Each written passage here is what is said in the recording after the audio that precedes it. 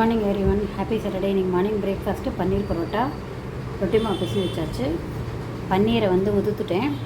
எண்ணெயில் ஓமம் தழிச்சு கொட்டிட்டு பச்சை மிளகா 2 போட்டுட்டு வெங்காயத்தை போட்டு நல்லா வதக்கிட்டு உப்பு காரப்பொடி கரம் மசாலா பொடியும் போட்டேன்.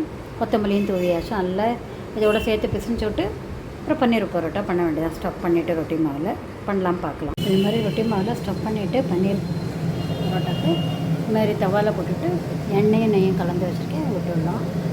விட்டுட்டு வெந்தவொடனே திருப்பி ஒரு பக்கம் வெந்தவொடனே இன்னொரு பக்கம் திருப்பி போட்டு எண்ணெய் நெய் விட்டுட்டு வெந்தவொடனே எடுத்துடலாம். சூப்பரான பன்னீர் பரோட்டா ரெடி ஆகிடும்.